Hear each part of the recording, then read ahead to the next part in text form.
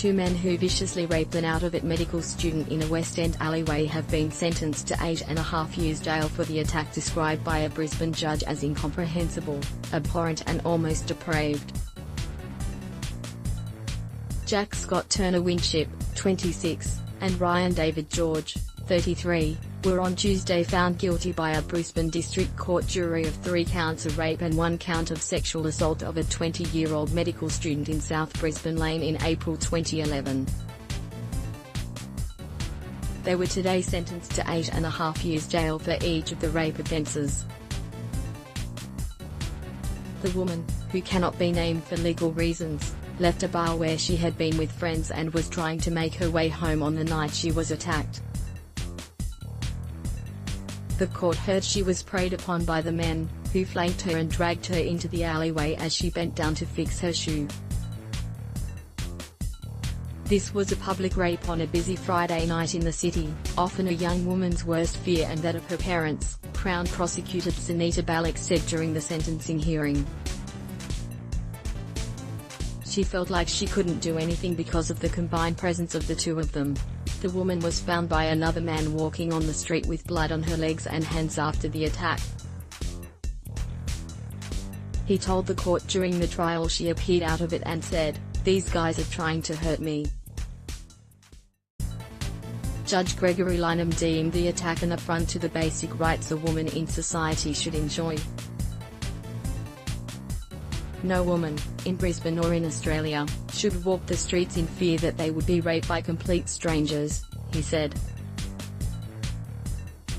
It beggars belief that any jury would have accepted that a young, intelligent, competent woman making her way home would suddenly go into a darkened alleyway with 2 complete strangers unknown to her, to lose her virginity. Your offending can only be described as abhorrent and despicable and an affront of what every woman in Brisbane is entitled to enjoy, which is to walk the streets of Brisbane in safety. Both men maintained throughout the trial that the victim initiated sex with the pair, which Ms. Balak said had been demeaning. She was effectively being portrayed as a sexually aggressive woman, she said.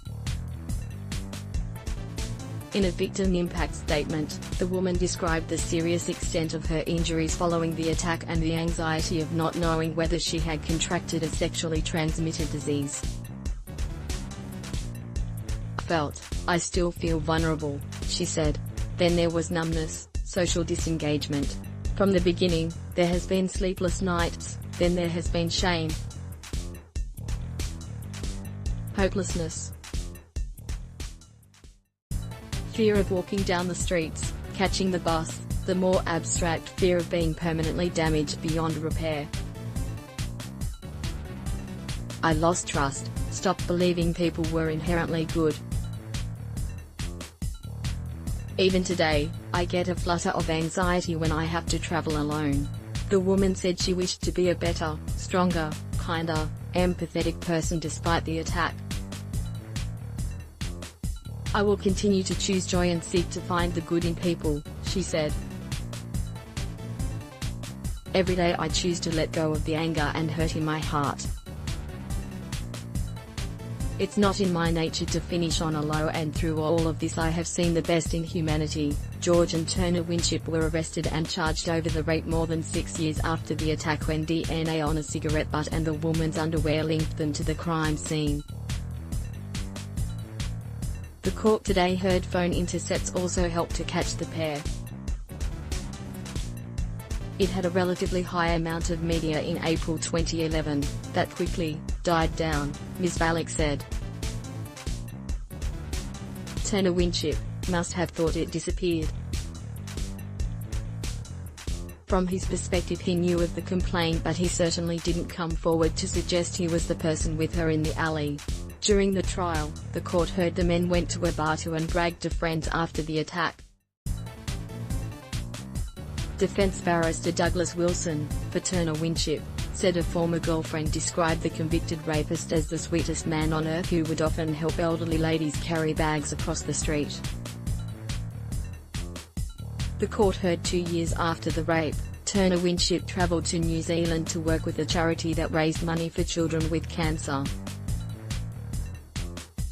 The court heard George and his family were tied up and attacked during a violent home invasion when he was a boy, and he later became addicted to heroin.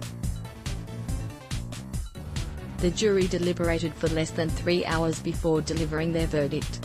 The pair were sentenced to a further 2 years jail for the sexual assault of the woman.